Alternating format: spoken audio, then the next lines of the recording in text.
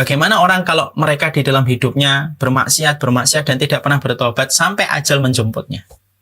Maka dia ketika disidik oleh Allah, penyidikannya betul-betul Allah tampakkan dengan penyidikan yang detail ketika dia tidak pernah bertobat.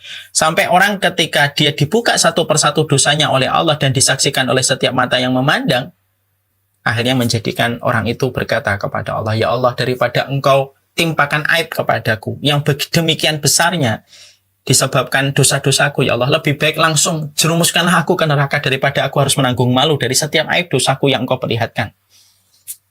Nah, itulah yang menjadikan kita harus paham ya, ibu-ibu dan bapak paham ya. Kenapa kalau kita memohon ampun itu, ampunilah saya ya Allah, maafkanlah saya ya Allah, dan rahmatilah saya. Padahal kalau kita lihat secara selintas kan hampir sama. Ampuni, maafkan, rahmati. Padahal berbeda itu fungsinya. Selamat datang di channel Langkah Iman Istiqomah. Jangan lupa like, komen, dan subscribe. Dan semoga kita semua mendapatkan ilmu yang bermanfaat. Amin. Alhamdulillah, tentunya senang sekali. Nah, akhirnya pada kesempatan hari ini kita berjumpa kembali dengan keluarga besar Muslim di Munich, Jerman. Sebuah tempat pertemuan yang Allah takdirkan terbaik insya Allah. Sebuah taman yang disebut dengan taman ilmu, yang bukan hanya menjanjikan kelapangan mata untuk memandangnya, tetapi taman ilmu itu menjanjikan kelapangan hati, kelapangan dada, dan memberikan kepada kita kekuatan di dalam keberadaan kita ketika kita berada di majelis ilmu. Tentunya kita paham siapapun yang berkumpul di taman-taman ilmu, maka sesungguhnya seluruh binatang, apapun spesies mereka yang ada di lautan dan di daratan, memintakan ampunan kepada mereka yang berada di taman-taman ilmu. Mereka memintakan ampunan kepada Allah karena para spesies binatang, mereka mengetahui betul betapa baiknya kehidupan ketika setiap manusia mereka mendapatkan kebenaran pada setiap taman ilmu yang mereka datangi.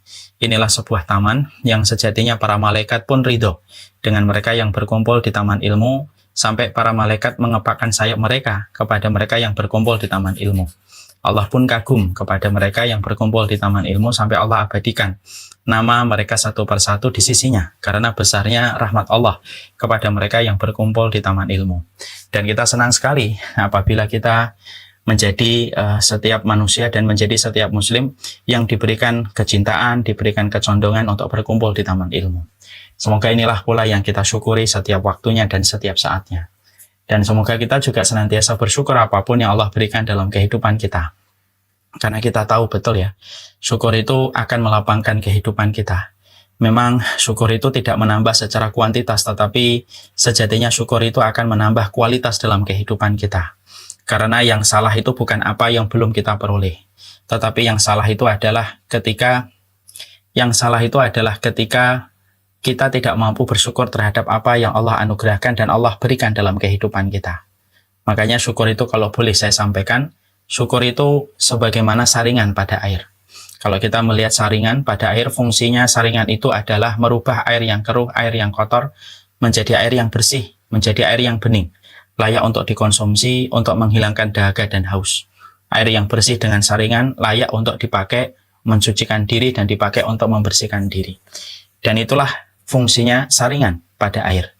Maka sesungguhnya syukur itu bagian dari sebuah saringan yang diletakkan di pucuk-pucuk hati dan jiwa kita.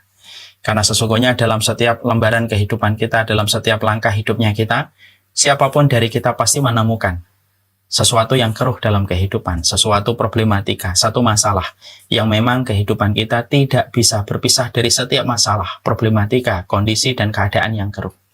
Yang bisa merubah kondisi itu menjadi baik adalah kesyukuran yang kita miliki pada hati kita. Siapapun yang dia bersyukur, maka yang keruh pada lembaran hidupnya itu akan menjadi bersih. Siapapun yang bersyukur, apapun masalah yang dia jumpai akan berubah menjadi anugerah. Siapapun yang dia bersyukur, apapun kesempitan akan menjadi kelapangan, karena syukur itu ibaratnya sebagaimana saringan pada air yang membersihkan air yang kotor, maka syukur itu membersihkan apa yang keruh dalam kehidupan kita menjadi sebuah kebaikan dalam kehidupan kita.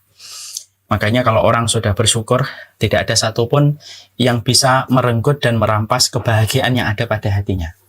Karena sesungguhnya kita paham, syukur itu mendatangkan kebahagiaan.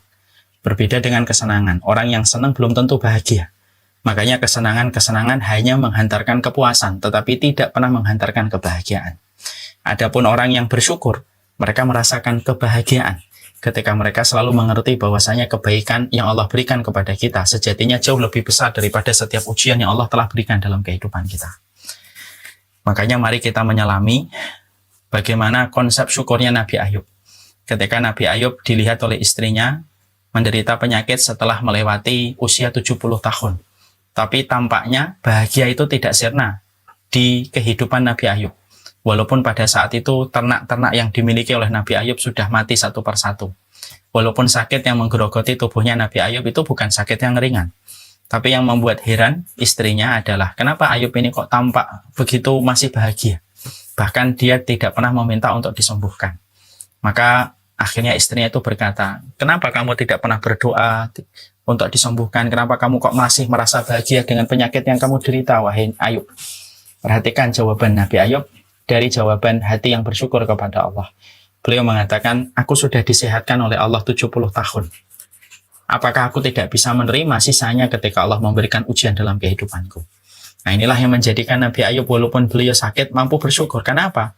Karena beliau ingat kebaikan Allah sejatinya lebih besar daripada setiap ujian yang Allah berikan dalam kehidupan beliau. Nah, inilah yang menjadikan kita paham. Syukur itu kayak saringan. Merubah yang keruh, merubah yang kotor menjadi bersih. Merubah masalah menjadi anugerah. Merubah kesempitan menjadi kelapangan. Setiap kita senantiasa bersyukur dengan apapun yang Allah takdirkan dalam kehidupan kita. Apapun yang Allah iris, apapun yang Allah takar, maka itulah yang akan menjadi keberkahan dalam kehidupan kita. Selama di pucuk-pucuk hati kita tidak pernah hilang rasa syukur kita kepada Allah Subhanahu wa taala. Nah, itulah yang menjadikan kita senantiasa mengasah hati kita untuk bersyukur kita kepada Allah Subhanahu wa taala dalam setiap waktunya. Kita pada kesempatan hari ini akan melanjutkan penjabaran dan penjelasan tentang bagaimana perjalanan manusia menuju kepada hari akhir.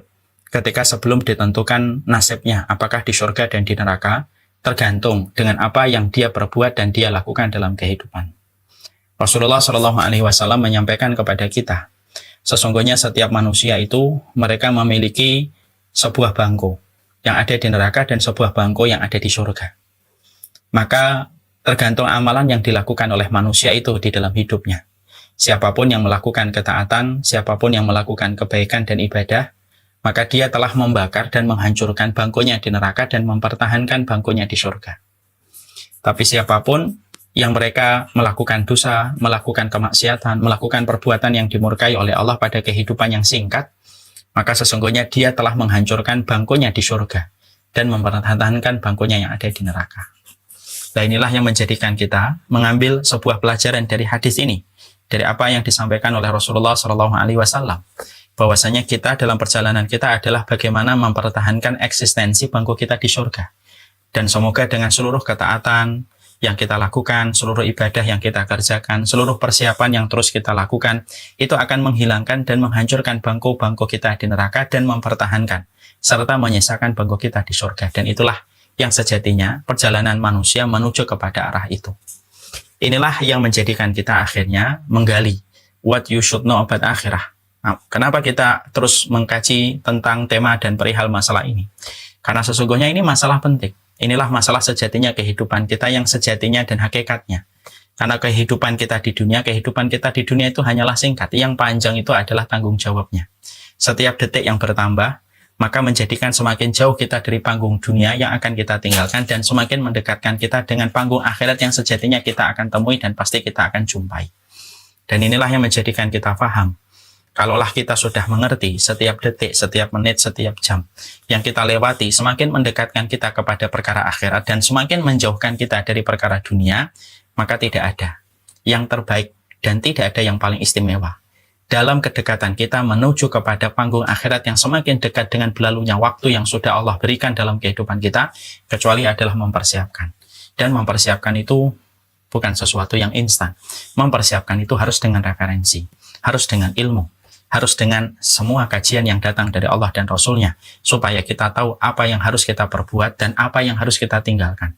Karena sesungguhnya siapapun yang takut kepada hari akhir terbagi menjadi dua. Ada yang memiliki ilmu sesuai dengan petunjuk yang disampaikan oleh Allah, ada yang tidak memiliki ilmu, sehingga dia tidak tahu apa yang harus dilakukan menuju kepada kematian yang dia imani kematian itu ada. Dia imani hari akhir itu ada, tetapi dia tidak memiliki basic keilmuan. Dan akhirnya menjadikan langkahnya berantakan, terombang-ambing, tersesat, dan akhirnya tidak mendapatkan tujuan yang dia tetapkan selama dalam kehidupan di akhirat, hanya karena dia berantakan dalam urusan ilmu dan referensi. Nah, inilah yang menjadikan kita memahami perkara akhirat adalah perkara yang justru harusnya kita pelajari detail referensinya berdasarkan kepada ketentuan kitabullah dan sunnah.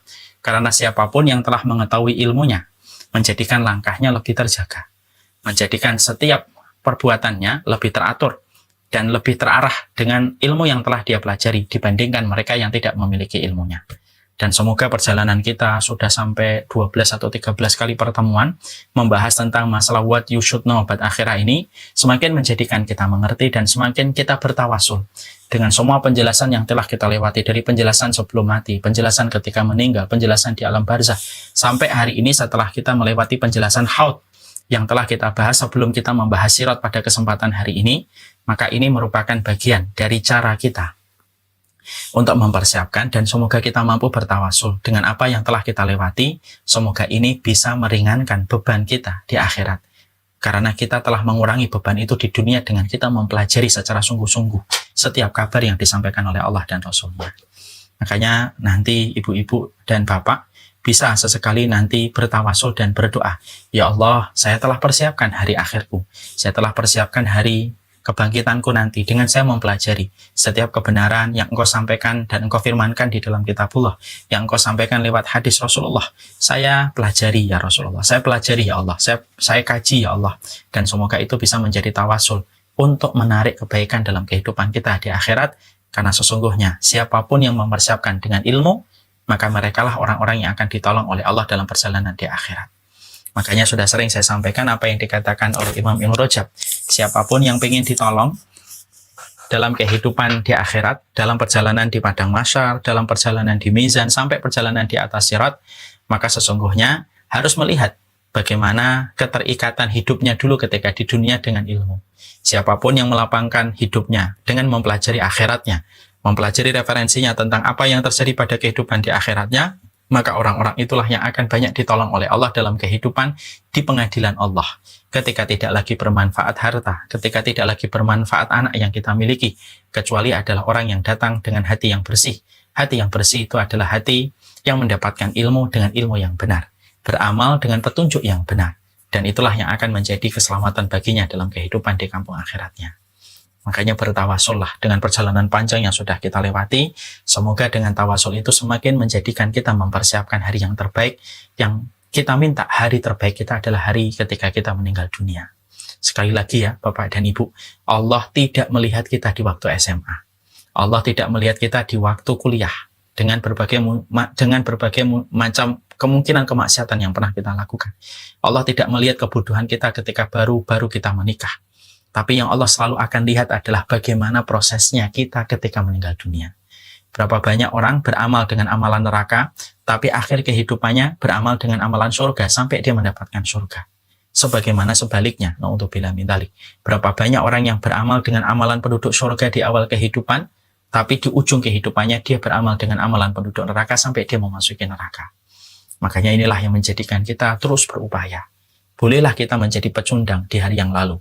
Bolehlah kita menjadi pecundang di hari yang kemarin, tapi harusnya kita menjadi pemenang di kehidupan pada hari ketika kita diwafatkan oleh Allah.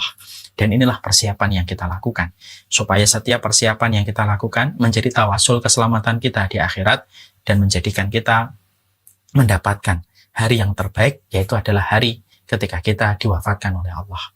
Makanya kan sering sekali saya menyampaikan sebuah doa indah dari Abu Bakar. Ya Allah, jadikanlah hariku yang terbaik bukan hari ketika di SMA. Jadikanlah hariku yang terbaik adalah hari ketika aku bertemu denganmu, yaitu ketika aku meninggal dunia.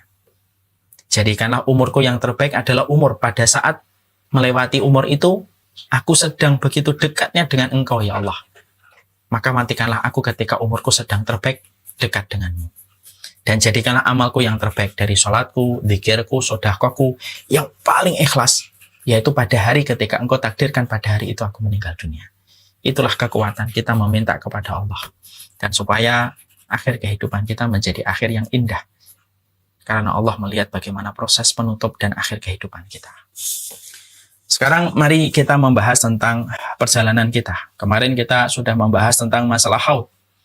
Haud itu merupakan sebuah telaga yang airnya mengalir dari kehidupan di surga.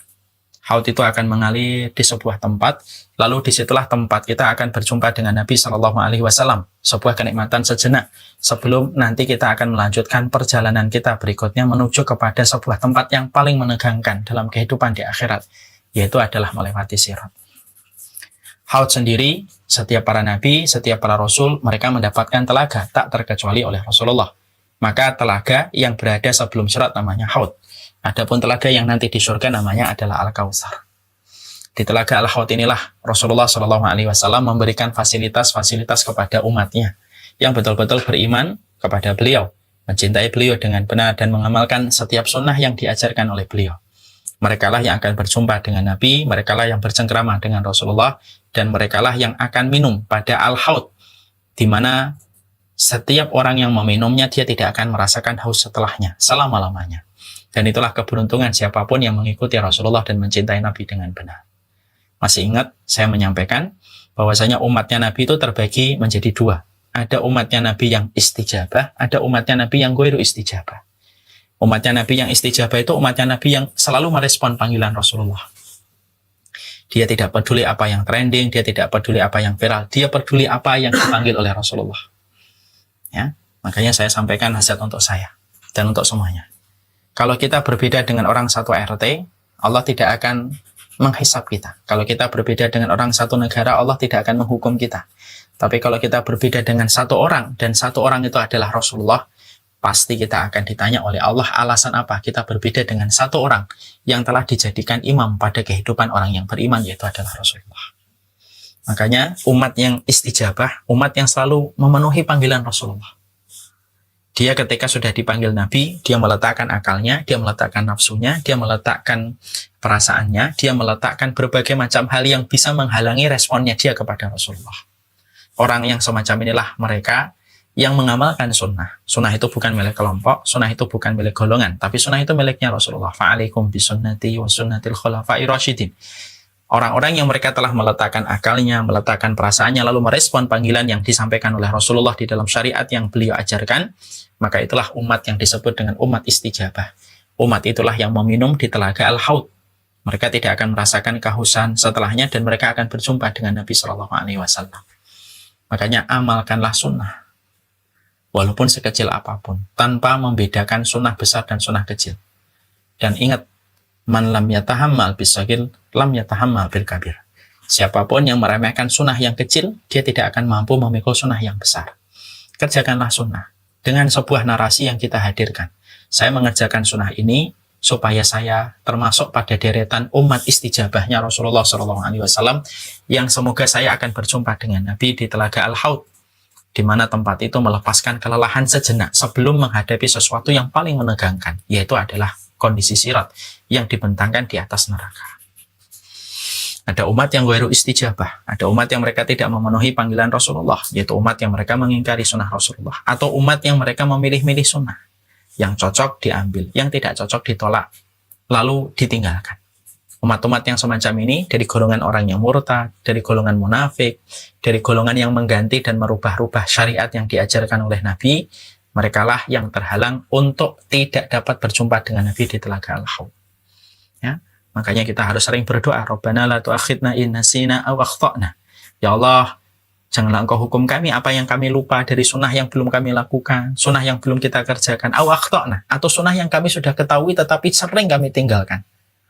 Maka semoga dengan permohonan doa yang kita sampaikan akan menutupi kekurangan-kekurangan komitmen kita pada sunnah, supaya kita termasuk pada deretan orang yang mustajabah, istijabah kepada panggilan Rasulullah. Itu yang kemudian kita sudah pahami.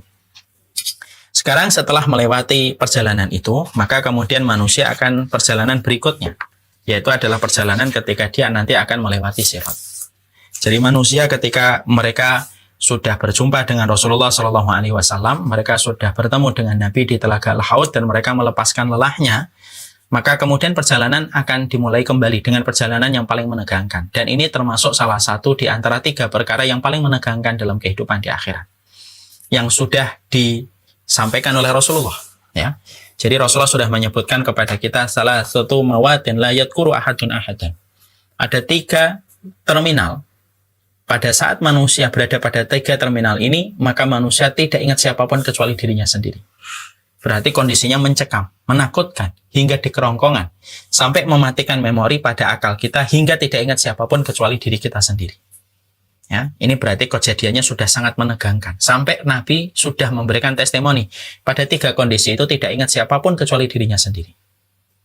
Coba kita tarik dalam konteks kejadian di dunia. Kapan kita betul-betul lupa dengan kondisi di sekitar kita? Yaitu ketika kita dalam kondisi sedang mendapatkan ancaman yang betul-betul membahayakan. Biasanya kita nggak ingat siapapun. Biasanya kalau misalkan ada gempa. Orang ketika terjadi gempa, berskala lumayan besar. Ketika dia berada di rumah, gempanya betul-betul langsung menjatuhkan lampu dan benda-benda yang ada di atas kepala kita. Biasanya pada saat itu manusia tidak ingat siapapun kecuali dirinya sendiri. Dia langsung keluar, mungkin dia tidak memanggil istrinya, mungkin dia tidak memanggil anaknya, karena kondisinya sudah sangat menakutkan baginya, sampai otaknya tidak bisa berpikir, siapa yang saya harus ajak ketika kondisi semacam ini. Itu baru di dunia loh. Kapan lagi kondisi yang bisa menggambarkan manusia itu lupa dengan saudaranya dan lupa dengan siapapun kecuali dirinya sendiri. Kalau ada setiap orang mau bertabrakan, dia menaiki mobil dan kondisi mobilnya akan berbenturan dengan mobil di depan. Biasanya yang nyetir, dia tidak mengingat siapapun kecuali adalah dirinya sendiri. Itu baru konteks di dunia. Dan Rasulullah SAW menyebutkan ada 3 kondisi, ketika setiap manusia pada 3 kondisi dan 3 terminal ini tidak ingat siapapun kecuali dirinya sendiri. Yaitu yang pertama adalah ketika hisab itu digelar. Ya, ketika hisab itu digelar, setiap manusia pada saat itu berada pada ketegangan dengan ketegangan yang puncak dan maksimal. Sampai akhirnya tidak ada yang dia ingat kecuali adalah keselamatan dirinya pada waktu dia disidik oleh Allah pada penyidikan akbar. Penyidikan itu adalah penyidikan hisab. Dan kita sudah belajar kan, pengadilan atau penyidikan akbar itu nanti ada 2. Ada ard, ada munaqasyah. Ya, ada ard, ada munaqasyah. Ard itu apa? Orang yang disidik oleh Allah pada waktu dia sedang dihisab oleh Allah, sedang dihitung oleh Allah, sedang diperhitungkan oleh Allah, tetapi dia dalam kondisi dipermudah ketika diperiksa oleh Allah. Namanya ard. Ditampakkan. Jadi ini amalannya, lembaran-lembarannya ditampakkan oleh Allah. Lalu kemudian Allah tidak memeriksanya secara detail, langsung kemudian mempersilahkan dia melanjutkan perjalanan di kehidupan akhirat. Itu namanya ard. Orang-orang yang mereka itu diperiksanya dengan pemeriksaan yang ringan. Karena banyak ketaatan, banyak perbuatan baik yang telah mereka lakukan, akhirnya menjadikan dia tidak diperiksa detail oleh Allah. Sama kayak ibu dan bapak ketika pemeriksaan visa di satu negara. Kalau visa bapak tidak ada masalah, petugas imigrasi tidak terlalu lama memeriksa visa dan paspor yang kita sodorkan kepadanya. Petugas langsung ngecek sebentar, bolak-balik, tak, melanjutkan perjalanan. Ya, itu hisab yang pertama. Mungkin ada yang bertanya, Ustadz, bagaimana kondisi orang ketika mereka banyak melakukan dosa tapi bertobat sebelum dia meninggal dunia? Kalau ada manusia yang mereka bertobat, beristighfar setiap waktunya, dan bertobat dan Allah terima tobatnya, bagaimana alurnya ketika dia sedang dihisab oleh Allah? Orang-orang yang mereka bertobat dan Allah terima tobatnya, walaupun dosanya menggunung setinggi langit, maka Allah kemudian akan memanggilnya. Lalu Allah itu kemudian akan memperlihatkan semua dosa yang telah dia lakukan, di mana tidak ada yang menyaksikan kejadian itu kecuali antara dia, Allah, dan orang tersebut. Allah tampakkan, ini dosamu. Jadi tampakkan sepanjang mata dia memandangnya. Iya ya Allah, ada nggak yang kamu dustakan dari apa yang aku perlihatkan dari dosa dan kemaksiatanmu? Orang itu berkata, ya Allah, tidak ada yang aku dustakan. Memang betul itulah dosa-dosa yang telah aku lakukan di sepanjang hidupku. Kemudian Allah berfirman, karena engkau telah bertobat, aku hapuskan. Dihapuskan itu dosanya sepanjang mata. Dan dirahmati dirinya. Dan akhirnya dia mendapatkan hisab yang ringan. Hanya ditampakkan saja, kemudian dia melanjutkan perjalanan. Itulah beruntungnya orang yang bertobat. Orang yang beruntung adalah orang yang kembali hatinya sebelum kembali fisiknya. Itulah orang bertobat. Makanya kalau kita tidak bertaubat, ada satu hadis yang membuat kita harus merenung. Bagaimana orang kalau mereka di dalam hidupnya bermaksiat dan tidak pernah bertobat sampai ajal menjemputnya. Maka dia ketika disidik oleh Allah, penyidikannya betul-betul Allah tampakkan dengan penyidikan yang detail. Ketika dia tidak pernah bertobat, sampai orang ketika dia dibuka satu persatu dosanya oleh Allah dan disaksikan oleh setiap mata yang memandang, akhirnya menjadikan orang itu berkata kepada Allah, "Ya Allah, daripada Engkau timpakan aib kepadaku yang demikian besarnya, disebabkan dosa-dosaku, ya Allah, lebih baik langsung jerumuskanlah aku ke neraka daripada aku harus menanggung malu dari setiap aib dosaku yang Engkau perlihatkan." Nah, itulah yang menjadikan kita harus paham ya, ibu-ibu dan bapak paham ya. Kenapa kalau kita memohon ampun itu, ampunilah saya ya Allah, maafkanlah saya ya Allah, dan rahmatilah saya. Padahal kalau kita lihat secara selintas kan hampir sama. Ampuni, maafkan, rahmati. Padahal berbeda itu fungsinya. Ampuni, hapuskan dosa saya ya Allah. Maafkan, jangan sampai dosa saya akan mengundang hukuman di masa tua saya. Maafkanlah saya ya Allah, supaya tidak ada hukuman yang saya akan dapatkan dari konsekuensi dosa yang saya lakukan ketika Engkau sudah maafkan. Rahmati, kenapa ada kata rahmati? Rahmatilah saya ya Allah, supaya nanti di akhirat Engkau tidak perlu memperlihatkan dosaku di hadapan manusia ketika Engkau merahmati setelah Engkau berikan ampunan dan Engkau maafkan. Makanya kalau kita mau mohon ampun kan gitu. Perhatikan doanya orang yang hidup ketika mendoakan orang yang meninggal dunia. Allahumma fillahu warhamhu wa'afihi wa'fu anhu. Itu kan hampir sama. Allahumma fillahu, yaitu ampunilah dia. Allahumma fillahu warhamhu, rahmatilah dia. Wa'fu anhu, ya, kemudian maafkanlah dia dan hapuskanlah dosanya. Memang tampaknya sama, tetapi pada dasarnya fungsinya beda-beda. Nah, itulah yang menjadikan kita akhirnya paham. Yaitu kondisi pertama orang lupa itu ketika dihisap. Tapi ada yang dihisapnya ringan, namanya ard. Ada yang dihisap berat yang namanya munaqasyah. Munaqasyah itu diperiksa detail betul, teliti betul oleh Allah. Dan siapapun waman nuqisha faqad udziba. Dan Rasulullah sudah mengingatkan siapapun manusia, kalau dia sampai dihisap oleh Allah, hisapnya lama, lalu kemudian didebat oleh Allah, jawaban yang dia berikan kepada Allah, orang yang didebat oleh Allah berarti berujung ke neraka. Ya, itulah kondisi yang pertama, manusia lupa dengan apapun yang ada di sekitarnya, lupa dengan kerabatnya, lupa dengan siapapun kecuali hanya ingat pada dirinya. Karena perkara yang paling menegangkan ketika manusia di pengadilan Allah adalah ketika dihisap. Yang kedua, ketika saat akan ada pembagian dari buku amal yang telah dia lakukan sepanjang hidupnya. Apakah dia mengambilnya dengan tangan kanan atau dengan tangan kiri? Pada saat itulah ketakutan manusia di puncak-puncak kerongkongannya. Sampai akhirnya dia tidak memikirkan anaknya, bapaknya, kecuali memikirkan bagaimana dirinya. Dari mana dia akan mengambil catatan-catatan perbuatan yang telah dia lakukan dalam hidupnya. Yang ketiga, kapan manusia itu amnesia terhadap kondisi, yaitu ketika mereka akan melewati sirat. Inilah yang puncaknya. Di antara perjalanan manusia, para pelakon-pelakon dalam kehidupan di akhirat, puncaknya, klimaksnya itu adalah ketika melewati sirat. Inilah sebuah jembatan yang membentang antara surga dengan neraka, dan tidaklah neraka kecuali ada di bawah sirat pada setiap orang yang berjalan. Tidak ada manusia yang tidak melihat sirat. Semuanya akan melihat sirat. Dan itulah perkara yang kita imani. Ya. Makanya tentunya sebelum kita membahas tentang masalah sirat, maka kemudian kita juga harus memahami betul bahwasanya tidak setiap orang akan melewati sirat. Ya, nanti jadi ada orang-orang yang mereka tidak melewati sirat. Jadi mereka sebelum melewati sirat, mereka sudah jatuh ke neraka terlebih dahulu dan mereka tidak pernah mencicipi ketika mereka melewati sirat. Ya. Makanya kemudian Allah menyampaikan pada surat Al-Anbiya, ya, ayat ke-98 dan 99. Innakum wa ma ta'buduna min dunillahi hasabu jahannam antum laha waridun. Sesungguhnya kamu dan apa yang kamu sembah selain Allah adalah umpan-umpannya jahannam. Ya. Laukana haula'i alihatan ma waraduha. Kamu pasti akan ada di dalamnya. Andai kata berhala itu Tuhan, tentulah mereka tidak akan masuk neraka. Wa kulung fiha khalidun, dan semuanya akan kekal di dalamnya. Para ulama kemudian memberikan tafsir bahwasanya setiap apapun yang disembah selain Allah Subhanahu wa taala pada waktu perjalanan manusia sudah mendekati ke sirat, maka nanti seluruh manusia yang pernah berbuat kesyirikan di dalam kehidupan mereka maka dipanggil oleh Allah. Jadi orang-orang yang mereka dulunya berbuat kesyirikan, nanti dipanggil oleh Allah. Karena manusia nanti akan dikelompokkan oleh Allah berdasarkan amal-amal perbuatan dan berdasarkan niat yang ada di dalam hati mereka.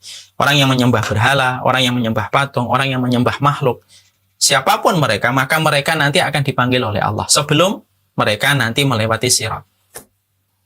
Orang-orang yang kemudian melakukan kesyirikan itu ketika mereka mendatangkan tandingan bagi Allah, maka kemudian Allah memberikan sebuah perintah.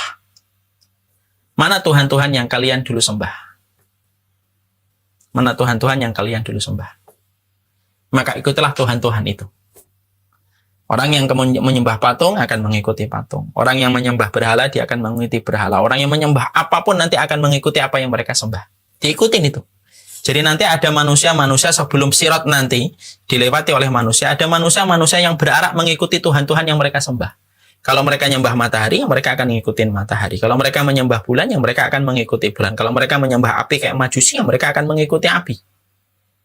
Maka kemudian kata Allah, ikutilah Tuhan-Tuhan yang kalian agungkan dulu ketika di dunia. Maka mereka mengikuti, berarak satu persatu, yang ngikutin matahari, ngikutin berhala. Dan kemudian Tuhan-Tuhan yang mereka sembah itu tidaklah mereka menginjakkan kaki di sirat, kecuali kemudian langsung nyemplung ke dalam neraka. Kecuali mereka langsung terjun ke neraka tanpa melewati sirat tersebut.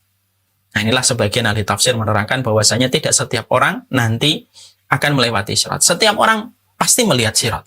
Setiap manusia nanti akan melewati sirat. Dan sudah merasakan ketegangannya yang luar biasa, walaupun sebelum dia itu melewati sirat itu. Ya. Tapi tidak setiap orang yang melihat sirat itu akan melewati sirat. Karena nanti orang-orang yang mereka menyembah kepada Tuhan-Tuhan yang kemudian mereka sembah itulah yang kemudian akan diikuti oleh mereka sampai akhirnya mereka nyemplung ke dalam neraka tanpa melewati sirat itu. Ya, ini menunjukkan kepada kita bahwasanya orang-orang yang berbuat kesyirikan mereka tidak akan menginjakkan kaki di atas sirat kecuali mereka sudah disamber oleh para penjaga-penjaga neraka ketika mereka dimasukkan ke dalam azab neraka. Itulah orang yang berbuat syirik. Nah, makanya sekali lagi kan sering saya sampaikan dalam banyak sekali kesempatan. Jagalah diri kita jagalah diri kita dari kesyirikan. Karena kesyirikan itu perkara yang meluluh lantakkan kebaikan kita di dalam kehidupan. Sebaik apapun kita kalau berbuat syirik, kebaikan kita akan terhapus oleh sisi Allah. Karena syirik itu bukan perkara kecil, syirik itu perkara besar. Sampai Allah menyampaikan dalam surat Luqman, Inna syirka. Ya. Sesungguhnya syirik itu adalah kedzaliman yang besar. Itu yang dikatakan dan difirmankan oleh Allah. Makanya kita ngeri ya kalau kita dalam kehidupan ini disebabkan karena kebutuhan kita sampai akhirnya menjadikan kita ini tidak memahami tentang masalah kesyirikan itu. Orang yang tidak paham kesyirikan itu perkara fatal. Dan para ulama sudah menyampaikan manusia boleh bodoh dalam masalah-masalah fikih, tapi dia tidak boleh bodoh tentang perkara akidah dan bagaimana mengingkari kesyirikan itu tidak boleh bodoh. Tapi biasanya yang menyebabkan seseorang jatuh di dalam kesyirikan itu penyebabnya banyak. Salah satunya kebodohan di dalam agama. Kebodohan di dalam agama itu menjadi salah satu sebab orang itu terperosok di dalam kesyirikan. Sebaik apapun orang ketika melakukan kesyirikan, walaupun muamalahnya baik, walaupun dia suka membantu, sosialnya besar, kalau dia telah melakukan kesyirikan, maka kesyirikan itu tidak akan sama sekali menyelamatkan kehidupannya kelak dalam kehidupan di akhirat. Makanya itulah yang kemudian disampaikan oleh Allah Subhanahu wa Ta'ala. Maka sesungguhnya mereka tidak akan pernah melewati sirat. Ya. Dan itulah salah satu kecelakaan yang besar dalam kehidupan manusia. Makanya kita selalu meminta sama Allah ya. Semoga Allah selalu memberikan kita perlindungan dari kesyirikan dan kemunafikan. Ya, jangan sampai lupa memohon perlindungan dari dua perkara ini. Setelah kita minta surga, setelah kita meminta perlindungan dari neraka, pastikan bahwasanya kita memohon kepada Allah. Kita memohon kepada Allah supaya kita senantiasa dijauhkan dari kesyirikan dan kemunafikan.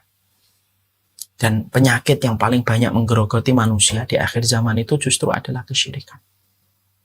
Ya, itulah yang kita khawatirkan. Kesyirikan bisa menimpa kepada siapapun. Kecuali mereka yang senantiasa menjaga dan mendapatkan rahmat dari Allah. Kita tidak boleh gampang memvonis orang dengan kata syirik dan musyrik, tidak boleh. Tapi tugas kita adalah menjaga hati kita dan meraba jiwa kita supaya betul-betul kita tidak melakukan kesyirikan dalam kehidupan. Ya. Makanya kesyirikan itu tidak akan pernah mampu kita jauhkan dalam kehidupan kita sampai betul-betul kita belajar. Syirik itu apa sih? Ya. Dimana pada hari ini kesyirikan dianggap biasa. Jangan dianggap biasa. Syirik tidak pernah menjadi masalah biasa di hadapan Allah. Ya. Makanya disinilah kemudian akhirnya orang-orang yang kemudian orang-orang yang melakukan kesyirikan itu mereka satu persatu akan masuk ke dalam neraka sebagaimana aneh-aneh yang masuk ke dalam kobaran api. Satu persatu mereka masuk ke dalam neraka. Dan kalau kesyirikan yang telah mereka lakukan, maka tempat itu tidak akan mereka keluar selama-lamanya. Selama-lamanya tidak akan pernah keluar dari tempat yang bernama api neraka ketika melakukan kesyirikan. Ya. Sebaik apapun manusia, dia tidak cukup hanya berbuat baik tanpa keimanan. Ya. Makanya tentunya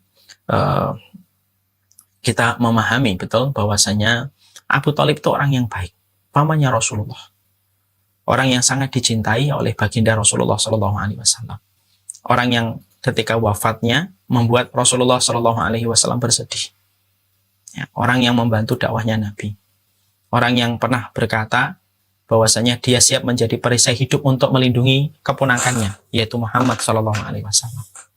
Tapi ketika dia tetap berada pada kesyirikan dan tidak mengucapkan syahadat, maka semua kebaikan yang telah dia lakukan itu tidak ada manfaatnya dan tidak tersisa di sisi Allah.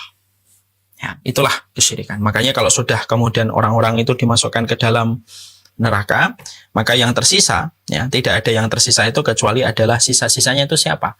Umatnya Rasulullah, yaitu dan umat-umat sebelum Nabi, kemudian adalah orang yang beriman, orang yang melakukan dosa-dosa besar ataupun dosa-dosa kecil, dan orang munafik.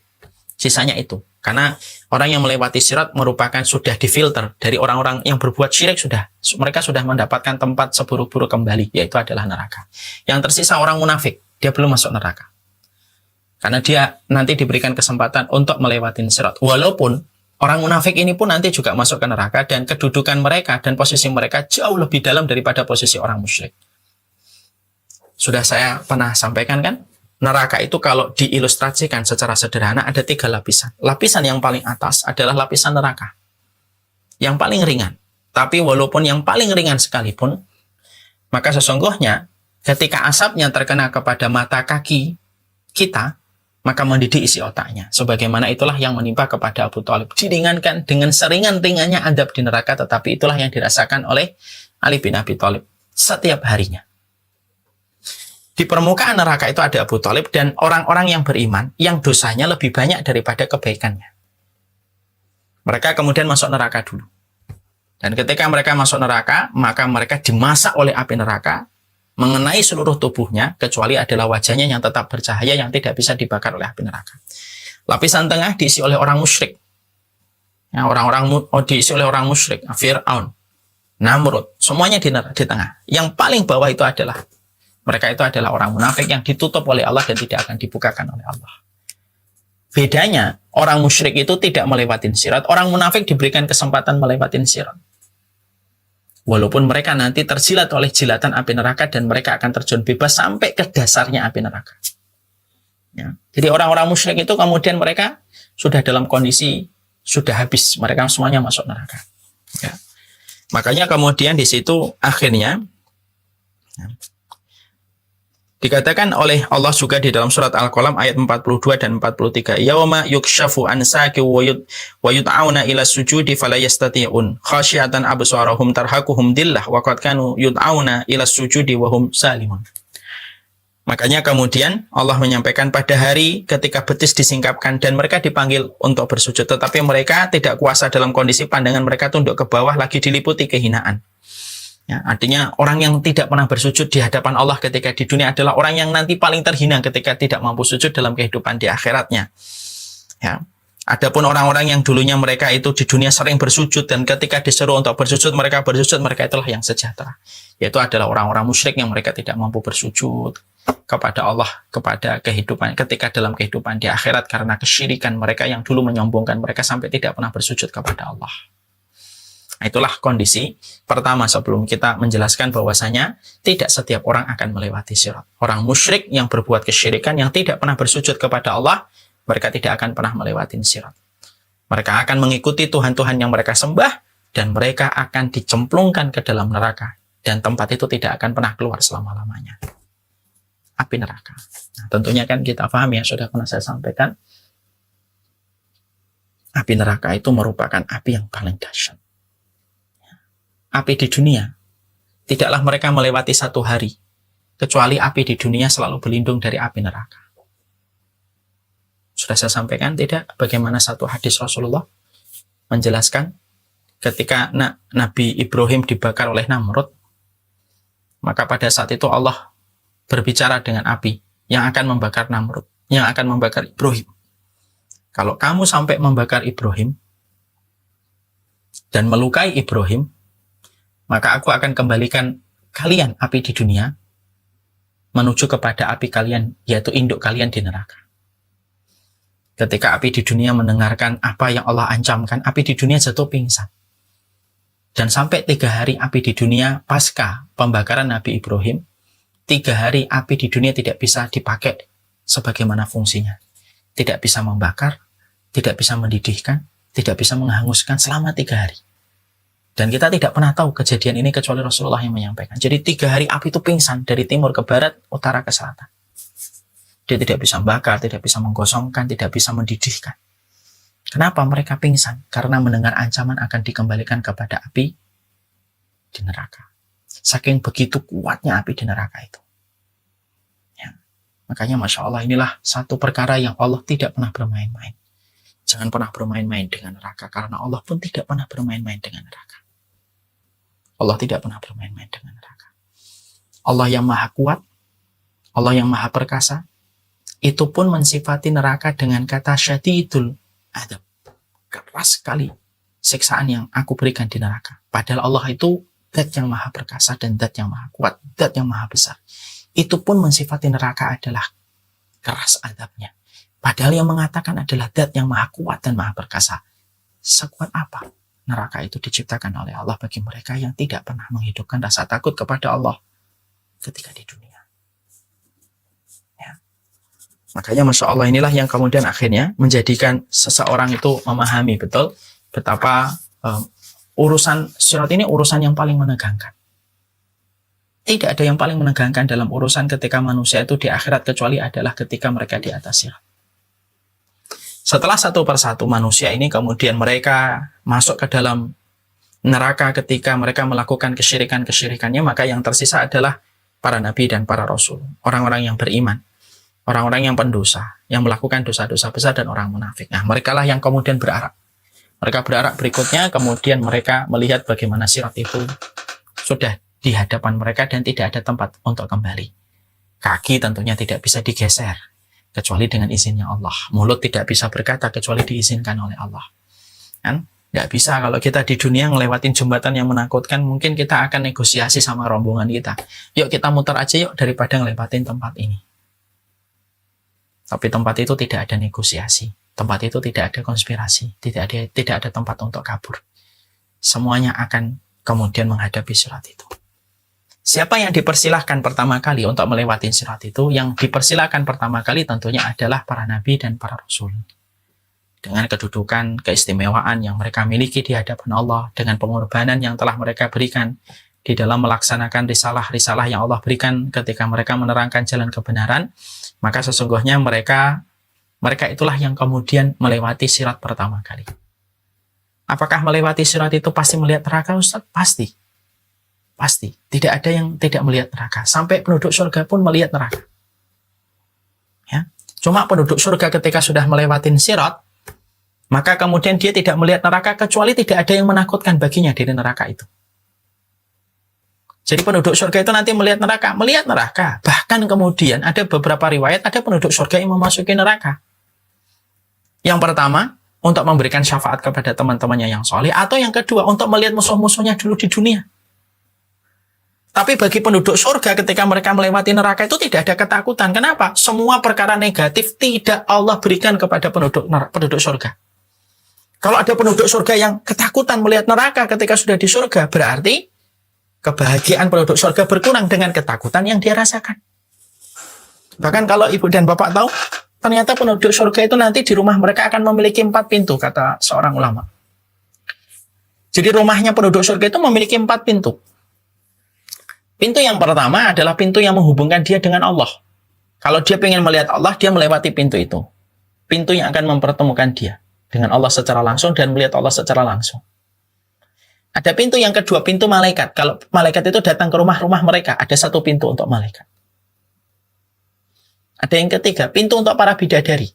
Karena setiap penduduk surga mereka, kaum laki-lakinya mendapatkan 2 bidadari, ada 1 pintu khusus untuk mereka. Ada pintu yang keempat. Pintu yang keempat adalah pintu yang menghubungkan rumahnya dengan neraka. Setiap dia membuka pintu itu, dia akan melihat penduduk neraka dan dia bisa melihat siapa dulu yang menyakiti dia ketika di dunia. Dan itu dia mampu melihatnya secara langsung. Ya, jadi penduduk surga itu nanti bisa melihat neraka. Ada rasa takut, Ustaz, melihat jahanam, melihat sa'ir, melihat kemudian khutamah. Apakah ada rasa ketakutan? Tidak ada rasa ketakutan. Allah cabut rasa takut, Allah cabut rasa kasihan pun sudah Allah cabut. Makanya kan ada penduduk neraka yang meminta-minta kemudian bantuan kepada penduduk surga. Saya pamanmu, saya bapakmu. Tetapi penduduk surga berkata, itu di dunia dan tidak lagi di dalam kehidupan hari ini. Kenapa? Kesyirikan yang telah membakar persaudaraan mereka ketika di dunia. Bagi penduduk neraka, dia masih merasakan persaudaraan karena dia berharap supaya dia itu selamat dari kehidupan neraka itu. Bagi penduduk surga sudah tidak ada lagi persaudaraan karena persaudaraan di atas keimanan. Makanya ada nanti satu riwayat yang mengatakan, saya bapakmu, tapi anaknya yang di surga itu tidak bisa berkata apa-apa dan tidak ada rasa kasihan. Rasa kasihan dicabut, rasa takut dicabut terhadap neraka. Itulah penduduk surga. Sebelum kemudian mereka melewati sirat, setiap orang nanti akan melihat neraka. Iya, setiap orang akan melihat neraka. Tidak ada orang yang tidak melihat neraka, walaupun dia adalah penduduk surga. Jadi sebelum perjalanan siratnya itu, mereka akan melihat neraka. Kenapa? Karena bagaimana tidak dilihat, neraka itu ada di bawahnya sirat kok. Dan dia akan memperhatikan setiap langkah-langkahnya ketika dia ngelewatin sirat kok. Orang kalau ngelewatin sebuah tali, tidak ada yang paling menarik perhatiannya kecuali telapak kakinya. Dan dia betul-betul hati-hati dengan apa yang dia langkahkan. Ketika dia selalu melihat kakinya, disitulah di bawahnya itu jilatan api neraka yang mengeluarkan suara yang paling menakutkan. Makanya kemudian Allah menyampaikan pada surat Maryam, surat ke-19 ayat ke-71, wa im minkum illa wariduha kana ala rabbika hatmam maqdiya. Maka kemudian Allah menyampaikan, dan tidak seorang pun di antara kalian kecuali kalian itu akan mendatangi neraka. Hal itu bagi Rabbmu adalah sebuah kepastian yang sudah ditetapkan. Mendatanginya itu gimana? Mendatanginya itu adalah bahwasanya setiap manusia itu nanti akan melihat neraka yang di atasnya itu dibentangkan sebuah sirat yang akan menghantarkan ke surga ketika dia melewati sirat itu. Ya, Masya Allah ya. Makanya sampai kemudian disitulah manusia itu nanti akan melihat neraka. Tentunya proses jatuhnya manusia ke dalam neraka itu kan berbeda-beda. Ada orang yang masuk neraka, langsung disambar oleh malaikat. Kita paham para penjaga di neraka itu, ada malaikat Malik, ada malaikat Zabaniyah yang jumlahnya itu 19. Alaiha tis'ata asyar. 19. Nah 19 ini Masya Allah. 19 malaikat ini merupakan malaikat Zabaniyah yang merupakan bawahan dari malaikat Malik. Jumlahnya 19. Kenapa Allah jadikan jumlahnya 19? Supaya menjadi ujian bagi manusia. Makanya kan akhirnya bagi orang yang tidak takut sama hari akhir, mereka ketika melihat jumlah 19 itu meremehkan. Abu Jahal dan Abu Lahab itu setelah mendapati surat Al-Mudaththir yang menerangkan malaikat Zabaniyah penjaga neraka itu 19, mereka mengolok-ngolok dan mereka itu berkata, ya tentaranya Muhammad yang menjaga nerakanya Muhammad cuma 19. Kalau cuma 19, bahuku yang kanan untuk nahan 10 malaikatnya Muhammad, bahuku sebelah kiri untuk menahan 9 dari malaikatnya Muhammad. Nanti setelah itu kalian keluar dari nerakanya Muhammad. Mereka ngeremehin. Makanya Allah turunkan jumlahnya malaikat cuma 19 Zabaniyah itu untuk menjadi ujian tanpa mereka sadari orang yang mengingkari. Satu malaikat Zabaniyah itu sudah cukup untuk menggenggam apa yang ada di bumi. Seluruh penduduknya. Satu malaikat saja. Padahal itu jumlahnya 19. Makanya manusia ketika mereka masuk ke neraka itu kata para ulama, ada yang kemudian baru terjun langsung berhenti, disambar oleh malaikat. Berarti dia di atas permukaannya. Ada yang turun terus baru berhenti ketika di tengah-tengah. Ada yang turun sampai ke dasarnya baru berhenti. Dan itu tergantung tingkat kedurhakaan yang mereka lakukan ketika di dunia. Pertanyaan kita, Ustadz, apakah setiap orang kafir kedudukannya sama? Enggak. Ada orang kafir Yang dia berzina, dia minum khamr, dia ngambil yang haram, tentunya akan beda dengan orang kafir yang tidak berzina. Ada orang kafir yang membunuh, dibedakan dengan orang kafir yang tidak membunuh. Walaupun sama-sama kekal di dalam neraka, tapi tingkat adab yang Allah timpakan kepada mereka itu berbeda. Dan itu yang kemudian didapati. Manusia akhirnya mulai berarah. Mereka melihat neraka ada di hadapan mereka. Ya. Dan terbentang sebuah sirat yang begitu panjang. Dan itulah satu hal yang kemudian ada di hadapan mereka. Apa itu sirat? Berapa lama perjalanan manusia di atas sirat? Bagaimana manusia ketika dijebloskan ke dalam neraka setelah gagal melewati sirat? Insya Allah inilah yang akan kita bahas pada pertemuan kita selanjutnya. Semoga Allah merahmati kita, Allah merahmati kematian kita, Allah rahmati kita nanti dalam pengadilan Allah. Dan semoga kita nanti dimudahkan ketika melewati sirat. Wassalamualaikum warahmatullahi wabarakatuh. Alhamdulillahirabbil alamin. Saya serahkan ke Mas Abdul. Masya Allah. Ya Ustaz, kita buka langsung Q&A Ustaz. Insya Allah. Ini Boleh. langsung bertanya, boleh. Mas Sabto, Present. Bu Ani juga, saya mohon maaf ya, qadarullah hari ini memang agak padat. Saya jam 3 itu harus menjemput Fatimah, putri saya dari pondok. Hari ini sudah liburan dan memang tidak boleh dijemput kecuali orang tuanya. Jadi kalau diperkenankan pertanyaannya cuma 3 aja sebelum saya nanti menjemput sekitar jam 3. Mohon maaf sebelumnya qadarullah. Insya Allah Ustaz. Ini pertanyaan yang udah ada masuk aja ya kita bacakan. Jadi Boleh. Mohon maaf nggak ada yang resen untuk menghabiskan waktu. Nah, ini pertanyaan pertama.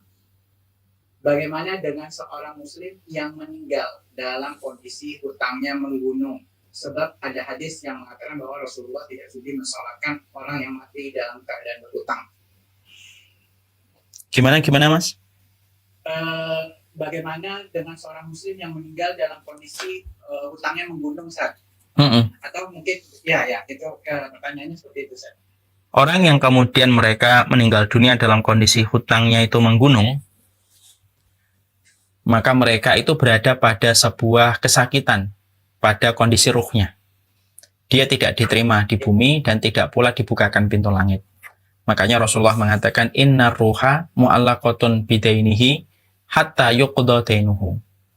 Setiap orang yang berhutang, maka ditahan ruhnya di antara langit dan bumi. Ditahan itu dalam konteks dia merasakan kesakitan. Hatta yuqda dainuhu, sampai nanti dibayarkan hutang-hutangnya.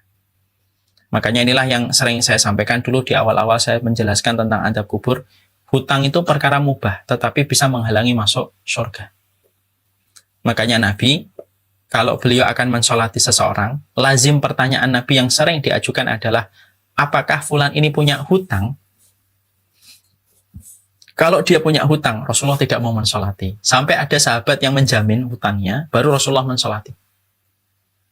Inilah yang kita maksudkan berkaitan tentang hak manusia. Jadi kalau kita sudah berada dalam keimanan, kita harus paham, Islam itu sangat menjaga haknya manusia. Dan tidak diperbolehkan makhluk dan manusia lain yang mengambil hak itu. Kecuali dia harus siap mempertanggungjawabkan. Hutang itu kita telah mengambil haknya, harta orang yang kita pinjam, lalu kita tidak bayarkan, maka itu harus tuntas dulu. Makanya kan saya sudah sering menyampaikan, dosa itu 2. Hakullah, hakul adami. Haknya Allah dan haknya manusia. Kalau dosa yang berkaitan tentang haknya Allah, taubat, istighfar. Insya Allah kalau kita hatinya tulus, nasuhah, taubat kita diterima oleh Allah, taubat kita. Tapi kalau haknya manusia, tidak segampang itu. Kita harus minta keridhaan. Ya. Kalau masalah uang saja, bisa menghalangi seseorang masuk surga. Apalagi tentang haknya manusia, bukan dalam uang, tapi dalam masalah kehormatan. Uang saja sudah seberat itu tanggung jawabnya, apalagi masalah kehormatan. Makanya hati-hatilah kalau dosa itu sudah berkaitan tentang haknya manusia. Jangan suka ngomongin orang, jangan suka mencela orang, jangan suka memvonis orang. Berat itu nanti di sisi Allah itu. Karena apa? Urusannya akan mendatangkan orang itu di pengadilan Allah. Dan akan semakin memperlama dan memperberat hisab kita di hadapan Allah. Sudahlah. Celah diri kita lebih baik daripada mencela orang lain. Memvonis diri kita lebih baik daripada memvonis orang lain. Salah menghakimi itu lebih parah. Ya. dengan akibat yang tidak kita bayangkan nanti di hadapan Allah. Allah alam bisawab.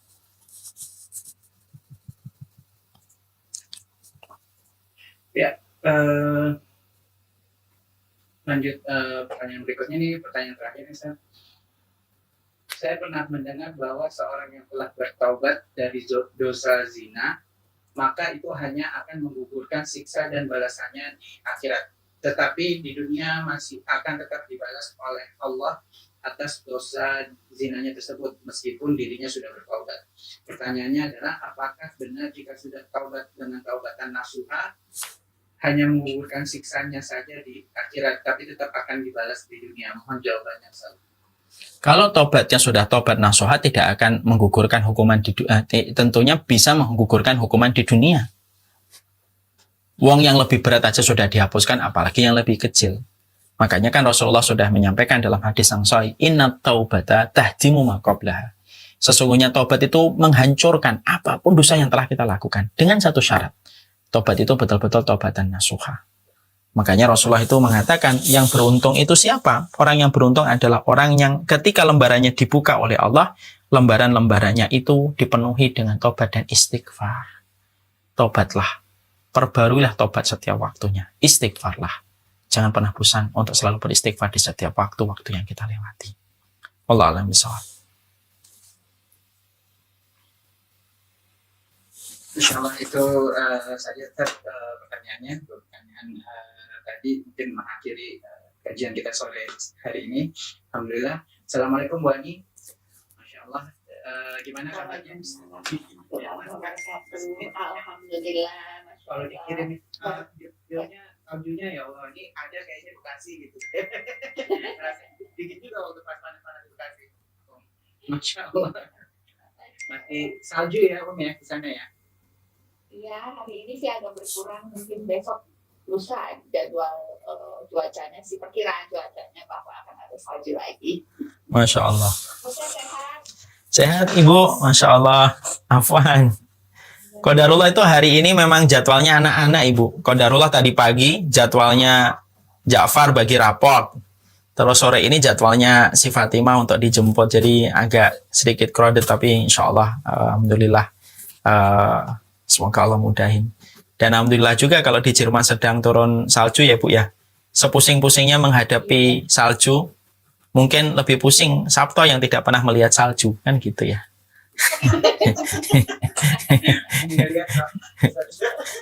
Tapi sekarang alhamdulillah di Bekasi sudah ada salju sih.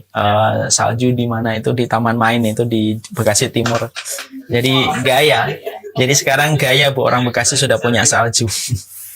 Barakallahu fikum. Semoga Ibu sehat, Bapak juga sehat dan seluruh para sahabat-sahabat di Munich Jerman selalu sehat.